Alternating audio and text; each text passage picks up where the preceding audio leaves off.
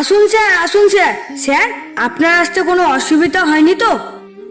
দিন স্যার, ব্যাগগুলো আমায় দিন, আমি নিয়ে যাচ্ছি।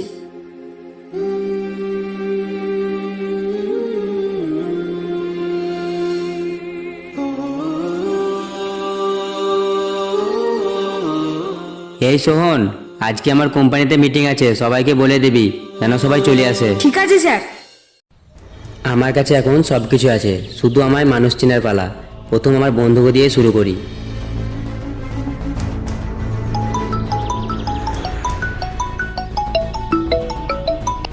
হ্যালো সুধাংশু। হ্যাঁ, কে? আমি তো চিনতে পারলাম না। আরে আমি তোর বন্ধু রাকেশ বলছি। হ্যাঁ, চিনতে পেরেছি, বল। বন্ধু, একটা উপকার করবি? কি উপকার করবো বল, কিন্তু আমি আগে একটা কথা বলে দিচ্ছি, আমি কোনো টাকা ফাঁকা ধার দিতে পারবো না। হ্যাঁ রে বন্ধু, আমি টাকা ধারের জন্যই ফোন করেছি। আমার একটা অসুখ হয়েছে, ওষুধ কেনার জন্য টাকা ধার চাইছিলাম। আমি ঠিক হয়ে কাজ করে তোর পয়সা সব দিয়ে দেবো। বন্ধু দে না, টাকাটা দে না রে বন্ধু। এই রাখ তো, কোনো টাকা ফাঁকা ধার হবে না। বাহা, এ বাহা। রাকেশ, তুমি এসেছো আজ 5 বছর পরে? যা হোক, আমাকে চিনতে পেরেছো। এতদিন পর আমাকে ভুলে যাওনি। আমাকে ভিতরে নিয়ে চলো, তোমার মা বাবার সাথে আমার কিছু কথা আছে। ঠিক আছে, চলো।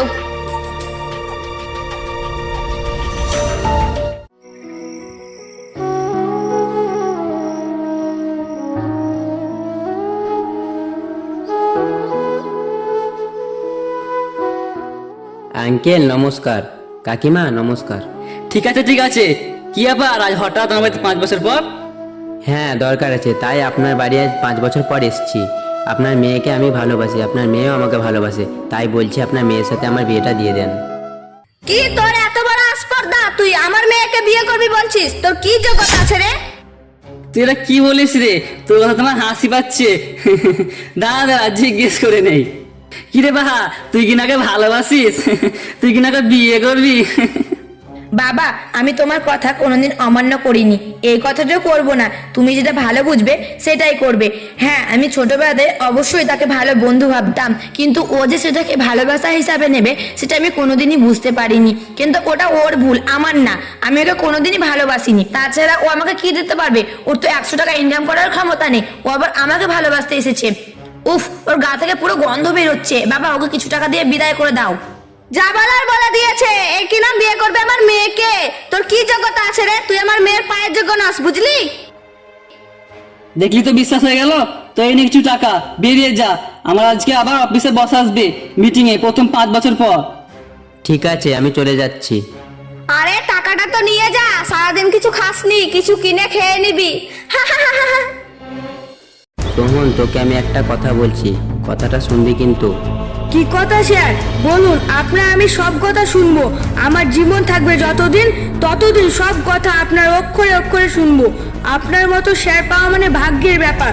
বলুন স্যার, কি কথা? শোন তাহলে, তুই আমার বাড়ি গিয়ে। ঠিক আছে স্যার, বুঝতে পেরেছি। চল তাহলে, আজকে রাতে মিটিং আছে, তার আগেই বাড়ি ফিরতে হবে।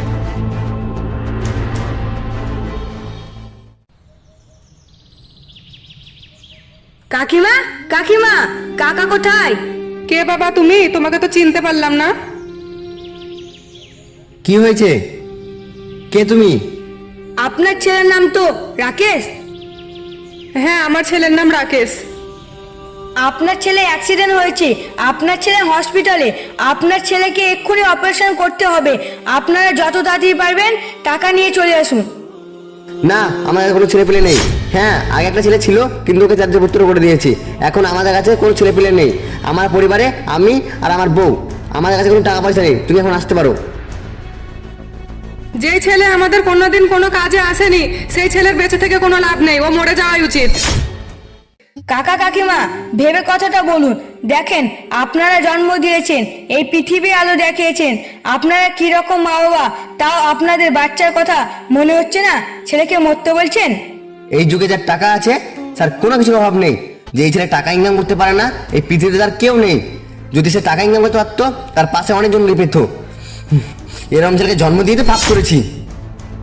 এই পৃথিবীতে সবার আগে হলো টাকা, যার টাকা নেই তার এই পৃথিবীতে কেউ নেই। তুমি যাও এখন। ঠিক আছে, আমি চলে যাচ্ছি।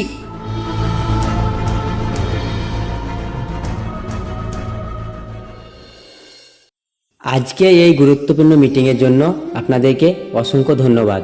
আজকে এই মিটিংটা ডাকার কারণ হলো যে আজকে সবার স্যালারি দ্বিগুণ করে দেওয়া হবে। যাদের বেতন 40,000 টাকা তারা প্রতি মাসে 80,000 টাকা করে পাবে। আপনাদের জন্য আর একটা খুশির খবর আছে, আমাদের কোম্পানি এখন ইন্ডিয়ার নাম্বার 1 কোম্পানি।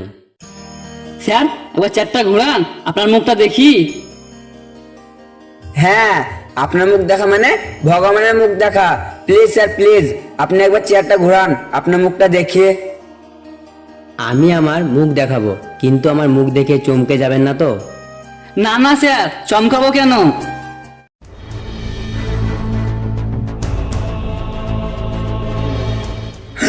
রাকেশ তুই?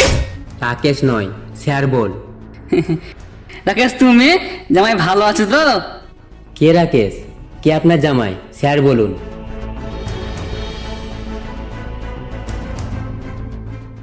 আরে আরে ঘামছেন কেন সুধাংশু বাবু? উৎপলবাবু বসুন বসুন, আমি আগেই বলেছিলাম চমকে যাবেন না। আরেকটি খবর শুনে যান আপনারা, আমার মিটিংয়ে এটাই শেষ কথা। আমার কোম্পানি থেকে মিস্টার সুধাংশু বাবু, মিস্টার উৎপল বাবু রিটার্ন হচ্ছে। এটাই আমার শেষ কথা, আপনারা সবাই এখন আসতে পারেন।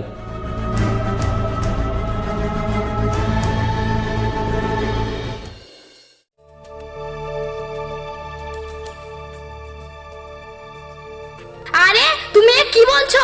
এবার তো আমাদের রাস্তায় গিয়ে বসতে হবে। আর কয়েকদিন পর আমাদের একটা নতুন অতিথি আসবে, তার জন্য তো অনেক খরচ আছে। তুমি যে করেই হোক আরেকটা কোনো ব্যবস্থা করো, চাকরিতে যেতে দিও না। আরে আমি ওটাই ভাবছি, এখন আমি কি করব? তুমি নইলে ওদের বাড়িতে গিয়ে ওর বাবা মাকে বলো। ওর বাবা মাকে বললে ঠিক তোমার চাকরিটা হয়ে যেতে পারে। এমনিতেই তো ওর মা বাবা ওকে দেখতে পারতো না, এখন জানি না ওদের সম্পর্কটা ঠিক হয়েছে না হয়নি, কিন্তু তবুও যাই, গিয়ে বলি ওর বাবা মাকে, দেখি সম্পর্কটা ঠিক হয়েছে কি হয়নি। ঠিক আছে চলো, আমিও যাব তোমার সাথে।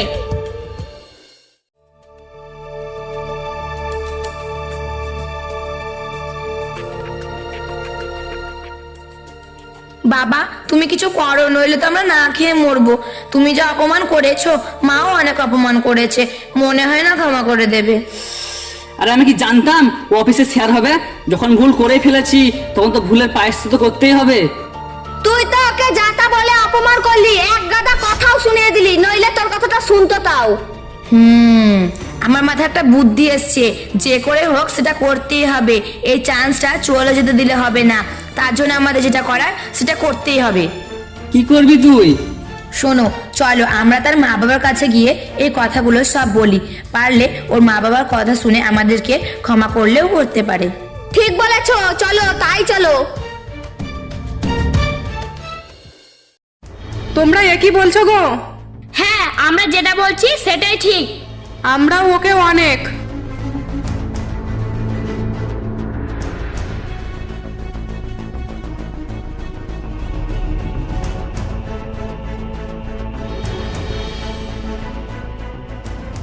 বুঝলে বোন? আমরা যখন সবাই ভুল করেই ফেলেছি, চলো ওর কাছে যাই, ওর পায়ে ধরে ক্ষমা চাই। যদি ক্ষমা না করে দেয় আমাদের ভুলের প্রায়শ্চিত্ত হবে না যে। চলো সবাই।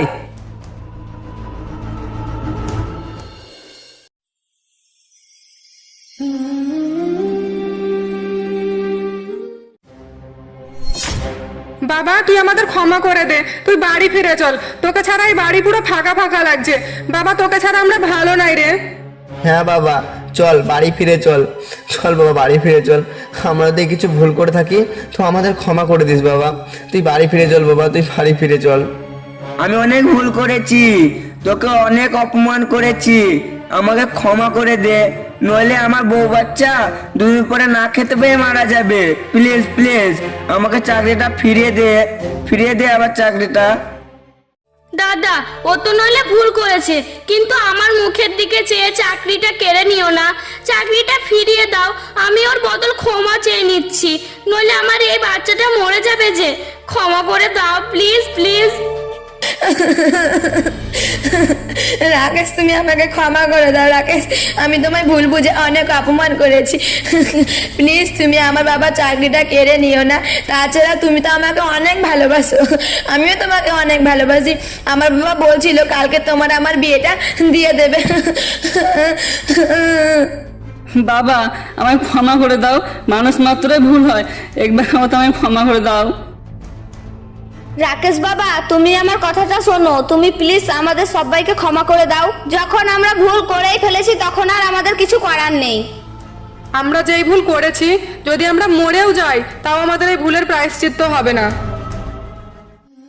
মা, তুমি তো আমাকে সেদিন মরে যেতে বলেছিলে। সেদিন যদি আমি মরে যেতাম তোমার অনেক বড় পাপ হতো।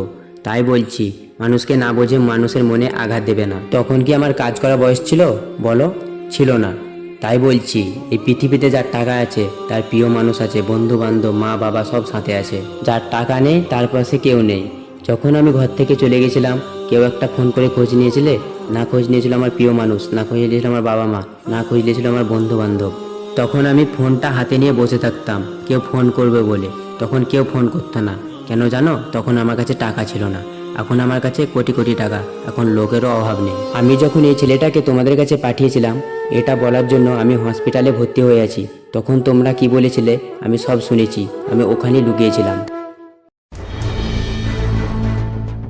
তাই পৃথিবীতে বাঁচার জন্য সবাই টাকার পেছনে ঘোরো, উল্টাপাল্টা সময় নষ্ট করো না। তাই বন্ধুরা, এই ভিডিওটা দেখে কি শিখলে কমেন্ট করো আর ভিডিওটাতে লাইক করো। আর হ্যাঁ, আপনারা কি ধরনের গল্প দেখতে চান একটু কমেন্টে জানান। কার সাথে কার ভিডিও দেখতে চান সেটাও একটু কমেন্টে জানান। আর এই গল্পটির সঙ্গে কার লাইফের মিল আছে সেটাও একটু কমেন্টে জানিয়ে দেবেন। গল্পটি ভালো লেগে থাকলে লাইক, শেয়ার, কমেন্ট, সাবস্ক্রাইব করতে ভুলবেন না। আর কে কোথা থেকে ভিডিওটা দেখছেন একটু কমেন্ট করে জানাবেন। শেষ পর্যন্ত ভিডিওটা দেখার জন্য ধন্যবাদ। দেখা হচ্ছে আবার কোনো নতুন ভিডিওতে।